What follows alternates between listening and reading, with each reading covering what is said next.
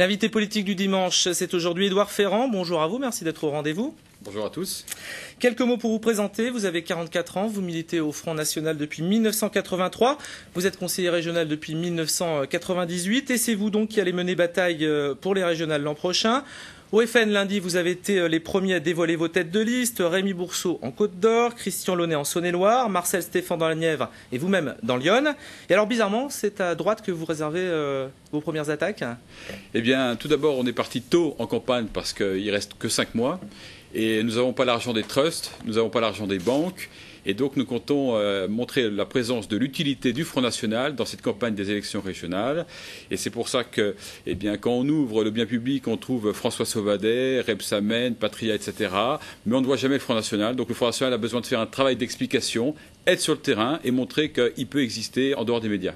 Et vous tapez plutôt à droite?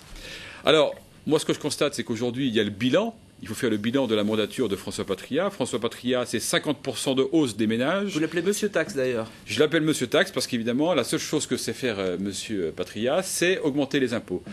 Il n'est pas le seul, puisque depuis 2004, Nicolas Sarkozy a augmenté lui-même les impôts en France. On le voit encore récemment avec cette taxe sur le carbone. Mais également, ces 21 taxes supplémentaires qui ont été mises en place. Donc, la gauche, la droite s'entendent finalement pour augmenter les impôts sur le dos des Français. Alors, nous, il ne faut pas oublier, c'est qu'on a toujours été contre ce système de l'euro. L'euro a été une machination diabolique contre les Bourguignons parce qu'elle a appauvri les Bourguignons, elle a diminué leur pouvoir d'achat. Et on constate qu'aujourd'hui, seul le Front National s'était prononcé contre la mise en place de l'euro, pour le retour au franc. Eh bien, cette politique-là, nous, on la continue, c'est-à-dire que le Front National a son utilité. Défendre la France et les Français d'abord. On a quand même du mal à vous suivre. Vous dites que la région, dirigée par les socialistes, manque d'ambition. En même temps, vous dénoncez des ambitions mégalomanes. C'est quoi la vérité? Il faut faire des coupes sombres. Je crois qu'aujourd'hui, il faut mettre en place une véritable dynamique pour rendre vertueuses les finances publiques. Or, la droite comme la gauche s'entendent.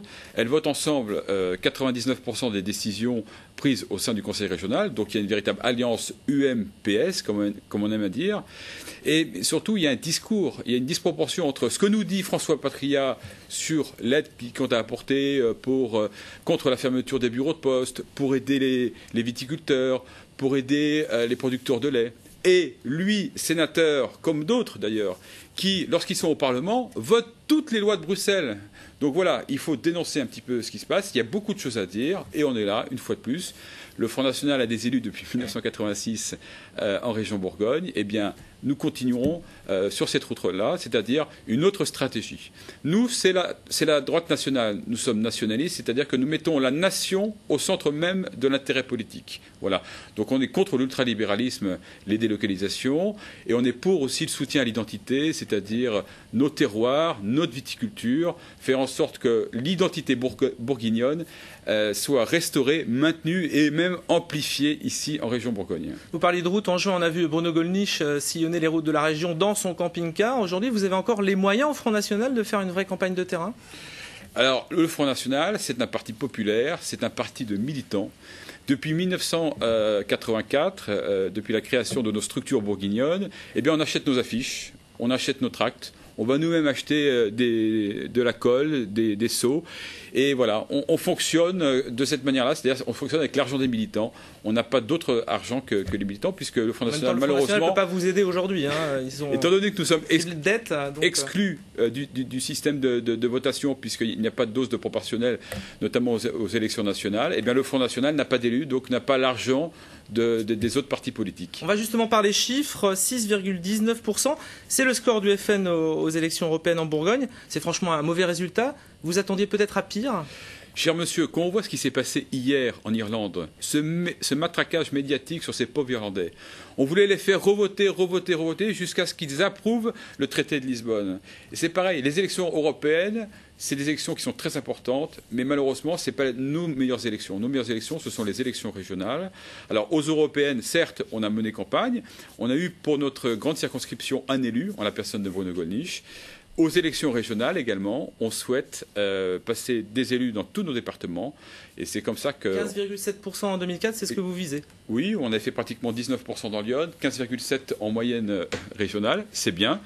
Je crois qu'aujourd'hui, on a encore les moyens parce que aujourd'hui, une frange s'est ouverte pour nous.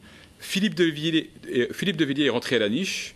Aujourd'hui, entre la droite de l'UMP et le Front National, il n'y a rien. Donc le Front National, c'est son élection, les élections régionales, et on compte justement passer des élus. Alors on a parlé de l'argent, autre handicap local, il est quand même de taille. Les élus d'extrême droite n'ont pas donné une très bonne image d'eux-mêmes au Conseil régional ces dernières années.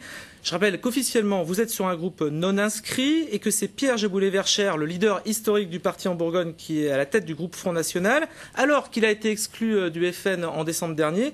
C'est pas facile de s'y retrouver chez vous. Alors, permettez-moi, sur le plan sémantique, nous ne sommes pas l'extrême droite. Nous représentons la droite nationale, sociale et populaire. Je crois que c'est important de le souligner.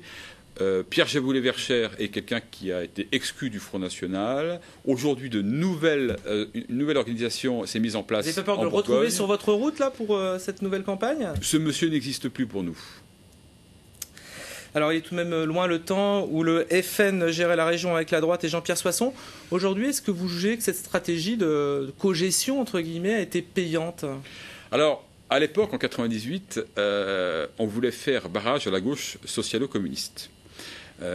Donc l'idée, c'était de faire un soutien sans participation à Jean-Pierre Soisson pour que la droite puisse conserver l'exécutif en région Bourgogne. Donc nous n'avons pas participé aux instances. Nous avons même voté contre certains budgets. Nous continuons cette politique également avec François Patria, c'est-à-dire qu'il y a certains dossiers sur lesquels on a pu se positionner pour, notamment la rénovation des canaux de Bourgogne. Mais aujourd'hui, le Front National est vraiment, je dirais, le poil à gratter de ce système majoritaire UMP, Parti Socialiste en région Bourgogne. Le paquebot, le siège historique du Front National à Saint-Cloud, n'est toujours pas vendu. La vente aux enchères a encore été repoussée. Le Front National doit encore rembourser une dette de 9 millions d'euros. Le parti prend l'eau de toutes parts. 75 000 adhérents, ce sont les chiffres annoncés. Mais apparemment, il serait plutôt 25 à 50 000 à jour de cotisation. C'est votre secrétaire général, Louis Alliot, qui le reconnaît. Le FN est à la dérive aujourd'hui ? Le Front National, c'est comme un ménage populaire en Bourgogne. C'est-à-dire que quelquefois, les fins de mois sont difficiles. Vous avez perdu des adhérents dans la région ? On a une structure aujourd'hui qui s'est maintenue. Je crois qu'on a un socle qui est important. Vous savez, le Front National est un peu le réceptacle de toute la société bourguignonne. C'est-à-dire qu'il y a des gens qui viennent parce qu'ils ont essayé tous les autres partis. Il y a des gens qui sont là depuis des compagnons de route depuis longtemps. D'autres qui viennent et puis qui repartent. Et combien de militants sont partis, par exemple, vous le savez ? Alors, on ne peut pas voir les choses comme ça. Je crois que le Front National en région Bourgogne, c'est une structure qui est composée de militants sur lesquels on compte à peu près 2000 adhérents. Touché mais pas coulé, c'est ce que répond effectivement Jean-Marie Le Pen. Vous l'avez entendu comme moi il y a 15 jours. Il prédit le redressement éclatant du FN aux prochaines régionales. Vous y croyez sincèrement ? Bien évidemment. Je crois qu'aujourd'hui, on l'a vu, les élections européennes ont marqué le coup d'arrêt de la descente des résultats du Front National et les régionales vont amplifier maintenant le renouveau. Je crois que nous avons une place importante sur l'échiquier politique. On l'a bien vu, certains ont essayé de nous classifier à l'extrême droite, de nous diaboliser. On existe et il faudra compter avec le Front National encore pour les prochaines années. En tous les cas, le capitaine, lui, ne lâche pas la barre. Il a 81 ans, Jean-Marie Le Pen, 35 ans à la tête du parti. Il est toujours, selon vous, l'homme de la situation ? Jean-Marie Le Pen, c'est un personnage de la vie politique française. Depuis 50 ans, il tient la dragée haute à tous les partis politiques.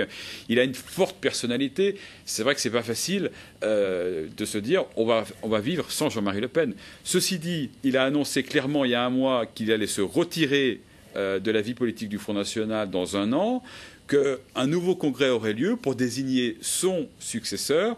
Voilà, écoutez, on va mener campagne pour soutenir l'un ou l'autre de ses successeurs. Vous avez une préférence ? Moi, aujourd'hui, je défends l'intérêt du mouvement, c'est-à-dire que je m'engage dans les élections régionales, et j'ai la tête dans les élections régionales, avec mon ami Rémi Bourseau, qui est viticulteur à Chambolle-Mosigny, qui conduira la liste en Côte d'Or. Eh bien, nous allons mettre en place ce dispositif de manière à ce qu'une fois de plus, le Front National soit représenté, parce que c'est important que nous soyons présents. Merci Édouard Ferrand, et je rappelle donc que c'est vous qui mènerez la campagne du Front National au régional l'an prochain en Bourgogne. Dans un instant, le 12-13 continue avec votre information nationale et internationale. Je vous retrouverai avec plaisir à 19h. Et en attendant, excellent après-midi à tous sur France 3.